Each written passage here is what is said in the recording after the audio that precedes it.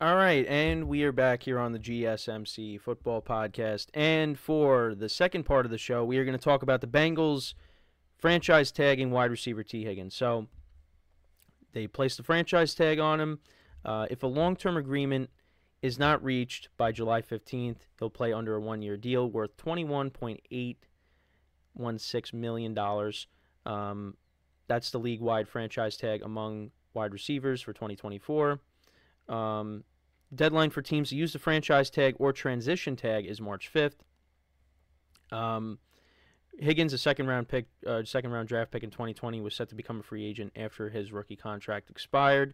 In his first 4 seasons with the Bengals, he has recorded 257 receptions for 3,684 receiving yards and 24 touchdowns, with 31 receptions for 457 yards and 3 touchdowns in 7 postseason games. This marks the second consecutive offseason where Higgins' long-term future with the Bengals was talked about.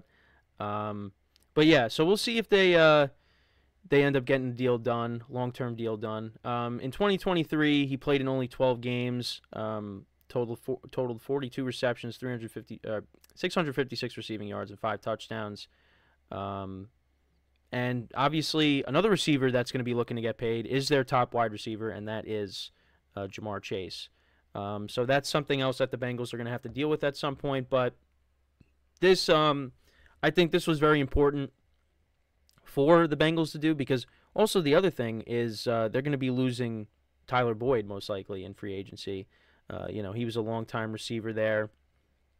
And, you got to keep – you're not going to be able to keep everybody. So I think, and Tee Higgins, I think we could all say is a better receiver than Tyler Boyd is. So obviously you want to keep him around. If you're gonna lose one of them, Boyd's probably the one you're gonna end up losing. So this is important. But then the other thing too is, Ja'Marr Chase. I mean, Ja'Marr Chase is gonna want to get paid as well.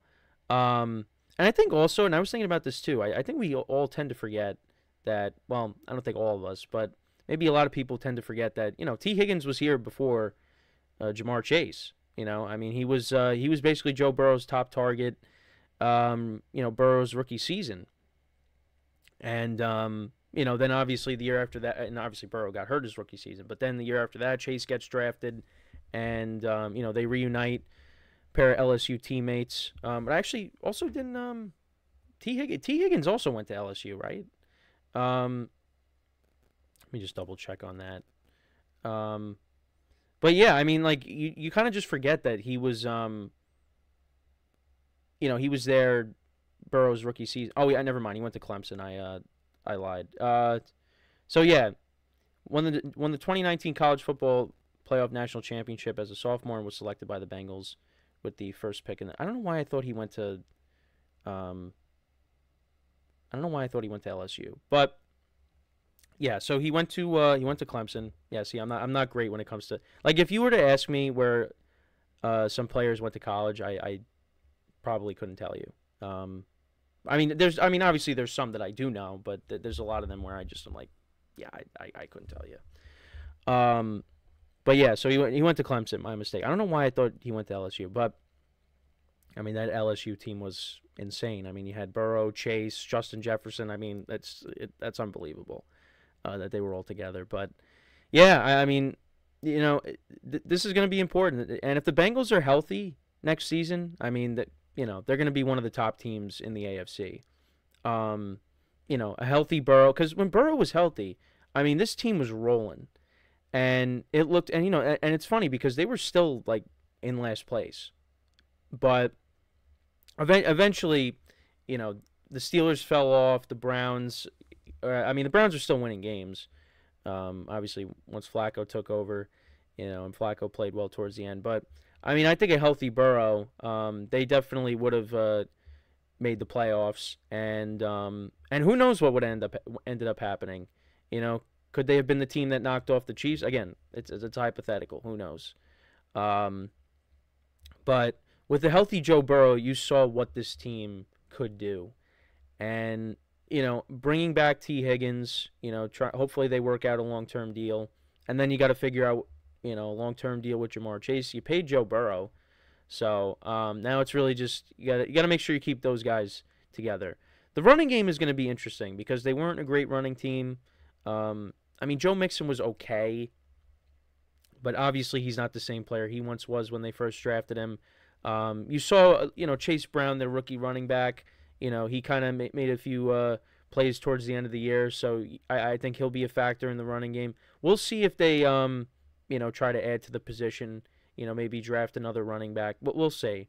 But I mean, listen, the most important thing, they just got to make sure that Joe Burrow is healthy, because Burrow had a, kind of an injury-plagued season. Dealt with the calf for most of the year. Then once he got healthy, that game against the Cardinals, it looked like the Bengals Burrow was finally getting healthier, and they beat the 49ers by a couple of scores on the road. So, they looked like they were going on a run, and then that just kind of got cut short. He had that mysterious, the whole thing with them not putting him on the injury report, and then he ends up getting, the wrist injury in the game against the Ravens, and then that pretty much ended his season. And I mean, listen, Jake Browning played well at points during his time starting for them, but they still ended up finishing with the winning record. It's just they fell a little bit short of making the playoffs. I mean, even if they did, they probably weren't going to go far. But it's just with Burrow, they definitely could have made a deep playoff run. But we'll see what happens next year. This is definitely the right thing that they did here. Can't lose Tee Higgins, because if he hits the open market, I mean, somebody's going to pay him a lot of money, because there's teams that need wide receivers. I mean, the Giants. I always bring up the Giants anytime we talk about receivers, because they're one of those teams that desperately needs one. I mean, maybe he could have went to somebody in their division. Maybe the Ravens could have said, "Hey, why don't you come here and stay in the division?" But yeah, or you go to the Texans, play with Stroud, maybe. There's plenty of teams out there that maybe I mean, pretty much every team. The Chiefs, there's a lot of teams that could use wide receivers. But the Bengals, this was a priority, and they tag them, and now they got to try to figure out a long-term deal. But again, they're going to be one of the top teams in the AFC. And they play in a very tough division. That's the other thing, too. The division is tough. But with the healthy Burrow, I mean, they're going to be fine. They will be fine. I know they earlier in the season, when Burrow was not healthy, they lost to the Ravens. I mean, they got swept by the Ravens. But I was curious. We don't know what would have happened if Burrow didn't get hurt, because that game was when he threw the touchdown pass that he got injured on, I mean, I think that put the Bengals ahead. So that game looked like that was going to be back and forth.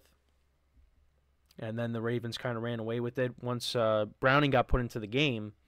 So, yeah, it just, I mean, injuries in general this year really hurt the season. So, and again, they're going to continue to be part of the game. I mean, the NFL could do whatever they want. But, injuries happen.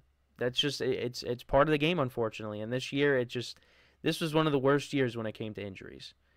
And especially the quarterbacks. You had Burrow, Rodgers, Kirk Cousins, Anthony Richardson. I mean, there were so many quarterbacks Justin Herbert, so many quarterbacks that got hurt this year. Daniel Jones.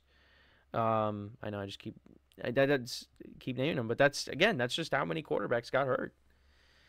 So, again, hopefully it doesn't happen next year. We get a healthy Burrow, and let's see, what that division is going to be like. Also, Deshaun Watson as well getting hurt. I mean, the Browns, look at how many quarterbacks they went through this year.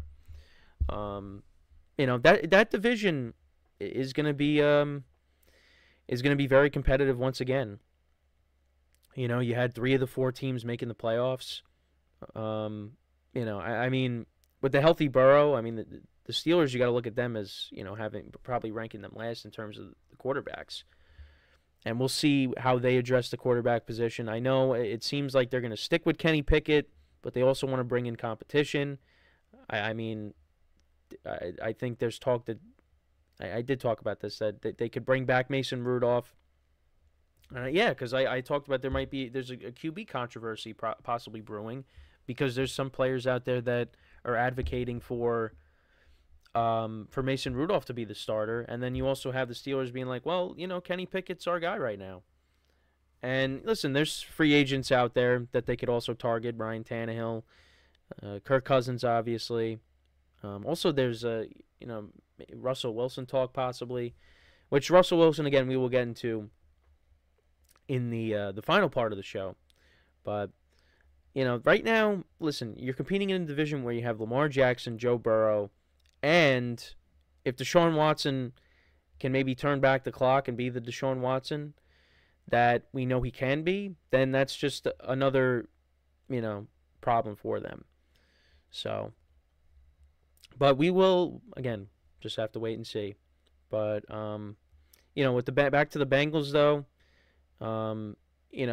they're looking to have a bounce back season next year. And listen, if everything goes well, if everybody stays healthy, this team is going to be a force to be reckoned with. And this is the team that I said has the best chance to take down the Chiefs, because they've done it before. Now, again, they did lose in the AFC Championship game the following year to the Chiefs, but that was a very close game as well. Every game that Mahomes and Burrow have played against each other. Now, again, Burrow has won most of those matchups. Mahomes got his first victory against Burrow last year in the AFC Championship game. But, again, we could say, oh, Burrow owns Mahomes. Every game was a 3-point game. It's not like Burrow is, winning by multiple scores. It's a 3-point game every single time, basically. And that's the same thing with Brady and Mahomes. I know they're 3-3 against each other. Yeah, you could talk about the Super Bowl. The Bucs won that. But, again, the other matchups, they were close. They were close. So we can't really say, oh, this guy owns this guy. We can't say Brady. Brady does not own Mahomes. Brady does not own Mahomes. Burrow does not own Mahomes either. And, when Burrow did beat Mahomes in the championship game, they ended up losing the Super Bowl to the Rams. And then last year, well, I don't know if should I say last year or 2 years ago now, because now we're kind of moving towards the new season already. So in 2022, when Mahomes finally beat Burrow in the championship game, Mahomes went on to win the Super Bowl.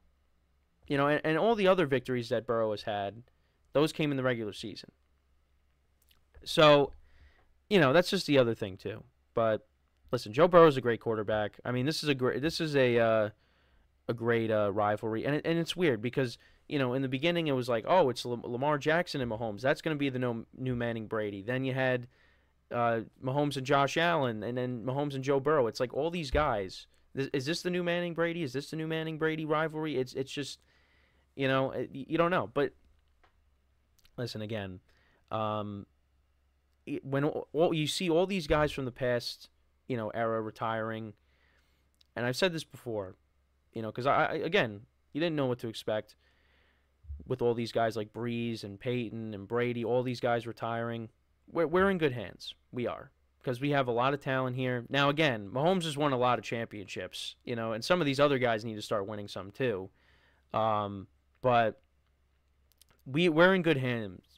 We're in good hands with the quarterbacks that we got here. So, but yeah, so that's pretty much it when talking about this. Let me know what you guys think about the Bengals franchise tagging Tee Higgins. Who else do you expect to be franchise tagged? Let me know.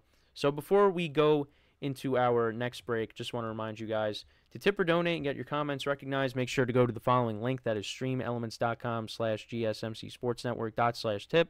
Again, that really helps the show, makes the show more interactive between myself, the host, and you guys, the viewers. Again, that is streamelements.com/gsmcsportsnetwork./tip. And as always, it is displayed on the ticker on the bottom of the show segment down below.